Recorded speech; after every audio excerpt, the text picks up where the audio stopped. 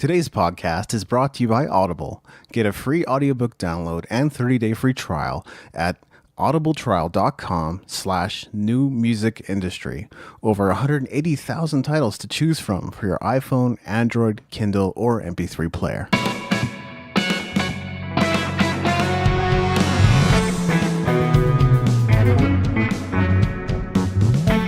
You're listening to the New Music Industry with David Andrew Weeb. Are you looking to get more done in your music career in 2019? Then this podcast episode is for you. Last year, I shared about a concept I call defaults. The idea here is that you have a default plan for your day. What this does is it eliminates wasted time and energy. If we're constantly having to think about what to do now and then what to do next, then a lot of our time is being wasted having to plan moment by moment. A much easier and more productive way to go about your day is to have a clear plan and to follow it. Time blocking is a popular way to go about this. People will use tools like calendar apps or spreadsheets to color code different parts of their schedule and account for every hour in their days and weeks. So maybe they would use red blocks to indicate when they're going to be practicing their instrument. They would use blue blocks to indicate when they're in a rehearsal, and so on. If you're a particularly organized person, I think this might be a great way to ensure you're doing the right things to achieve your musical goals. The default is far more flexible and less rigid. It's a bit like conditional statements in computer programming. If this, then that. For instance, let's say you typically rehearse with your band on Thursday night.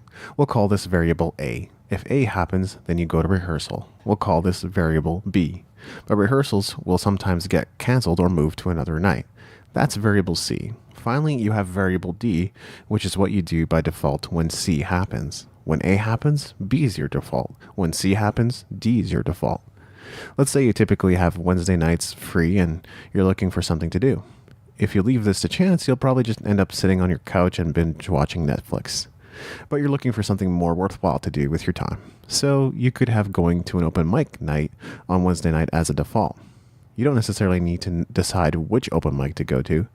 You would simply hold Wednesday night as your open mic night and keep that plan in front of you. And of course, you'd follow through with that plan. The benefits of going to an open mic as a musician are obvious. You can network with other musicians, gain live performance experience, sell some merch, and maybe even get booked for a feature or a gig. Now, it's all well and good that defaults can set you up to be more productive. That's something I addressed in last year's podcast episode too. I mentioned that rest, leisure, entertainment, and even spontaneous fun could all be made defaults in your life. For instance, if you know that you don't typically have any work to do on Monday, you could have going to the mountains as your default. Getting out into nature is good. It's refreshing. You can get some exercise, and it could be a good opportunity to think and reflect too. The value of regular reflection can't be overstated, so just in case, here's a little reminder. Please remember to reflect at least on a monthly basis. Now that I've introduced this topic, why don't we go back and listen to episode 76, which was all about setting defaults for yourself. Planning can require a great deal of time and effort, but I believe it's worth every minute you spend on it, because if you don't plan how you're going to live, you may never get to where you want to go in life. It's like setting out on a journey with no specific end in mind. You will get somewhere, but is that somewhere a place you want to be? I don't know if it's possible to live by your plan 100% of the time. Life is full of surprises, and the unexpected can happen. Just when you think you've got the hang of things, your plans can be derailed by people, events, and circumstances. But if you have an agenda to fall back on, you can always get back on track. Maybe not the same day, maybe not even the same week, but usually within a short amount of time, you'll find yourself back in your routine. I believe an important part of creating a routine is setting your defaults. Why set defaults for yourself? By setting your defaults, you can eliminate a lot of unnecessary thinking and conserve your energy for the things that matter to you most. Steve Jobs was said to have worn the same clothing every single day so that he wouldn't have to go through his closet trying to figure out what to wear in the morning. He saved his energy for what he felt was most important in his life. Since we all have limited willpower that diminishes through the day, using up that willpower for the minute details of life can steal energy and creativity that could be better applied to your highest priorities and projects. Where's the fun in defaults? I can hear some of you objecting already. If I set defaults for every part of my life, I will never have any fun. I know exactly where you're coming from. I enjoy being spontaneous, and I have a lot of fun when others involve me in their spontaneity too. But therein lies one of the benefits of setting defaults for yourself. You'll probably eliminate a lot of boredom. If you're the fun-loving, spontaneous type, there's a good chance you find yourself bored a lot of the time anyway, so think about it. If you always had something new and different scheduled in your calendar, you would have a lot to look forward to and you wouldn't get bored or restless as often. Plus, you can schedule spontaneous blocks into your life. There's no rule against it. Easy decisions and hard decisions. If you're anything like me, you've probably wasted a lot of time trying to figure out what to do on a given night. In the last 6 years or so, I often defaulted to work because that was the easiest thing to do. I was already at work, so soldiering on, and doing more work was an easy decision to make. At that time, finding something to do, asking friends to join me, and going out was the harder decision to make, as weird as that might sound, and that wasn't part of my value system at the time. The easy decision isn't always the right one, though, especially long term, as evidenced by the fact that I was severely burnt out before going on my trip to Japan. Yes, I did it to myself as much as anyone else, but at least I learned from it and took proactive steps to correct my mistakes. I hadn't taken much time off, if at all, in the last 6 years. At times, I was burning the candle at both ends. So in 2017, I booked time off and set aside my work for 2 weeks. I was deliberate about this. Was going to Japan an easy decision or a hard decision? Believe it or not, it was a hard decision for me. When I reflect on my trip, I recognize it should have been an easy decision to make because I enjoyed myself tremendously and created a lot of incredible memories. The hard part was cost and anxiety associated with making such commitment. There can be opportunity cost associated with taking time off too, but in this case that would have not been amounted to much because I had no mental space or energy to handle more projects. Setting defaults can help you make hard decisions when you don't feel like it. Let's say, for instance, your calendar app reminds you to practice your guitar at 7 in the morning. There's a part of you that might dread having to start your day that early.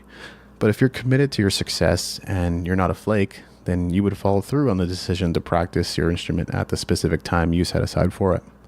Commitment begins with self. If you can't commit to your own priorities, how can you expect to make a commitment to others? What does a default look like? Let's say you go to book club on the first Thursday night of every month. So that would be a default of yours, though you may not have identified it as such. We all have defaults: work, church, meetings, meals, family life, date nights, social events, and so on. It's worth thinking about what your defaults are and mapping them out in a calendar app or even on a piece of paper. I'll talk more about this in a moment, but our defaults often go unexamined, leading to wasted time and energy drains. I think you'll see this for yourself if you audit your schedule. If you want to create a new default, look at the available time blocks in your calendar and schedule something new in an open slot. Let's say you want to work on your personal growth, so you set aside 7:30 p.m. to 8 p.m. on Wednesday nights as your default time for reading relevant, value-adding books. Then it's just a matter of living by the defaults you set in your life. When experimenting with a new default, try it out for at least a month and decide whether it works. I would suggest not creating too many defaults at once because it takes time to adopt new habits. Starting with 1 or 2 would allow you to get the feel for things before you commit to more. Create contingency defaults. Let's say Thursday night at 6 p.m. is when you hold band rehearsals, but things can come up and sometimes rehearsals might get canceled, right? If you didn't have a contingency default, you might twiddle your thumbs for a while and think about what to do with that time. Should you eat? Should you go out? Should you work on that recording project that's been on the back burner for a while? Meanwhile, if you had a contingency default, you would waste a lot less time and energy thinking about what to do next. Your contingency plan could simply be personal practice instead of band practice. That way, you would still be improving as a musician and preparing for your next gig or recording project. I understand this can be a lot of defaults to be thinking about, but if you want to achieve big and enjoy life, you need to be intentional about your plans. Question your defaults. Are your current defaults truly benefiting you? Are you making progress towards your goals and dreams, and are your habits supporting your progress? As I already pointed out, everybody has defaults whether they're aware of them or not, and actions always reveal a person's character and priorities. Words are unreliable, but actions never lie. I can always tell what someone's priorities are by watching what they do. I would encourage you to question your defaults, as more than likely there are items in your schedule that need not be there. They are holding you back from becoming the best you can be and accomplishing what you're truly capable of. If you're going to book club, ask yourself why that's a default of yours. Reading can be beneficial, and I talk quite a bit about the importance of reading myself, but with something like book club, you also need to look at the material you're reading and the people you're hanging around. Are you reading material that stimulates your creativity or benefits your life in some way? Are you meeting and spending time with people that add value to your life? If you want to optimize your schedule, you need to be willing to question everything you're doing. You have both positive and negative habits, as we all do. The goal of setting defaults is to create a set of habits that continually push you in the direction of your dreams. Purging unproductive defaults can be challenging. It's easy to get attached to an activity or a group of people, and it's also easy to rationalize and justify an emotional decision later. But ask yourself, what is the long-term impact of what you're doing? If it's going to make you unhealthy, unhappy, or unproductive, you need to be examining it seriously. There can be dire consequences for sticking with a bad habit for too long. And I'm back to wrap up today's episode. Now, I should let you know that my methods of planning and organizing are always changing. Last year, defaults made a lot of sense to me. This year, things are a little different. One thing that hasn't changed is the fact that I continue to use a desk calendar and yet a legal pad to plan my life. Honestly, it's come to the point where I feel naked without these items. Recently, I've been feeling the need to digitize my calendar as well, though I am somewhat reluctant to go in that direction. While I do work from home, I'm often on the go because of meetings, events, open mics, performances, recording sessions, and so on. But you might be wondering why I decided to revisit this idea of setting your defaults with you if it's not something I'm actively doing right now. That's because I still see value in it, and I want to continue to share with you any ideas that may help you better organize your schedule, be more productive, and happier overall. If it's not this method, then there will be another that's right for you. Though I've adopted some of David Allen's Getting Things Done methodology, I've tailored it to my needs. You can do the same thing with defaults. And ultimately, productivity doesn't change that much. Regardless of what method you use, you're going to need to be diligent and intentional about the process. As some of my mentors always used to say, success doesn't happen by accident, so start planning. Thank you for listening. Music in this episode was brought to you by Brian Young. Wherever you're listening to this right now, please consider leaving a 5-star review and comment to help us get the word out about the podcast.